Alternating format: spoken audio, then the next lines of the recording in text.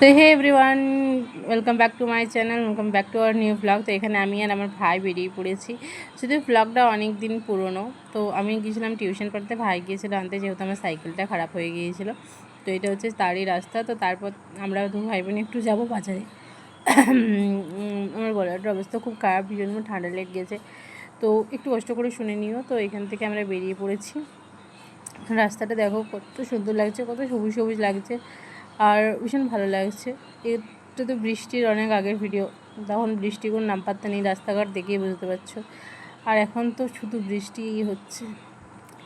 তো যাই হোক, তো তারপর এখানে দেখো মাঠে কত গরু চড়ছে, আর এখানে গরু চড়ার ভিডিওগুলো আমি খুব সামনে থেকে নিতে চেয়েছিলাম, যাতে তোমরাও দেখতে পাও কত সবুজ, কতটা সুন্দর লাগছে। তারপর আমরা উঠে গিয়েছিলাম মেন রোডে, এবং মেন রোডে যাওয়ার পর এরপর আমাদেরকে হয়তো একটা জঙ্গলের রাস্তাতে যেতে হবে, কারণ আমরা যেখানে যেতে চাইছি সেটা একটু শর্ট করতে চাইছিলাম আমরা। তো যাই হোক, তবে ভাই আমাকে বলছিল যে তোকে আমি নিতে এসেছি, আমাকে কিছু খাওয়াবি না? বল কী খাবি? তারপর ও বলছিল নাকি ওর প্রচুর পরিমাণে আখের রস খেতে ইচ্ছে করছে। তো ঠিক আছে চল, যদি এরপর বাজারে দেখতে পাই আখের রস তোকে অবশ্যই খাওয়াবো। তারপর বলছে তোকে টাকা দিতে হবে। আমি কিন্তু টাকা দেবো না। আমি ঠিক আছে চলো ডান, যখন কষ্ট করে নিতে এসছো তো এটুকু তো করাই যায়। তারপরে দেখো জঙ্গলের মাঝে, এই কারণে আমরা বাইকটা নিয়ে গেছিলাম যাতে দেখতে খুব সুন্দর লাগে।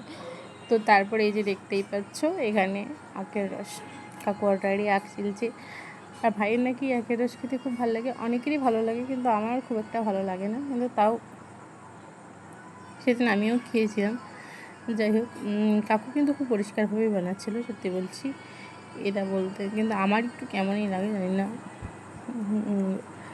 তো তার জন্য আমি খুব একটা খাই না, খুব অ্যাভয়েডই করি। তো ভাই ভীষণ জোর করাতে যেদিন আমি নিয়েছিলাম। যাই হোক, কাকু কিন্তু সত্যিই ভালো বানিয়েছিল আখের রসটা। এই যে দেখতে পাচ্ছ আমার ভাই, আর আমার ভাইকে আমি দিয়েও দিয়েছিলাম।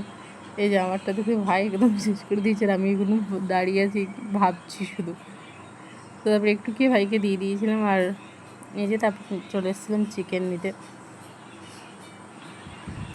এই ভিডিওটা যদিও আমার ভাই নিয়েছিল, তারপর আমি বাড়িতে এসে চিকেন আমি রান্না করেছি।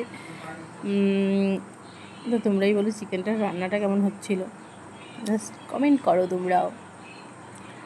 তোমাদের যদি কমেন্ট হয় তাহলে আমি আমার এই চ্যানেলে মাংসের একটা ভিডিও রেসিপি শেয়ার করবো, অবশ্যই করবো শেয়ার, ঠিক আছে? তোমাদেরকে তার জন্য কমেন্ট করতে হবে। তো তারপর আমরা এসে কফি খেতে বসছি। এখানে ঝিঙে আলু পোস্ত হয়েছিলো, আর মাংস হয়েছিলো আমাদের। তো মাংসের রান্নাটা সত্যিই খুব ভালো ছিল, নিজে রান্না করেছি বলে বলছি না। তো থ্যাংক ইউ গাইস আমার পুরো ভিডিওটা দেখার জন্য। আজকের ব্লগটা এইটুকুই, থ্যাংক ইউ।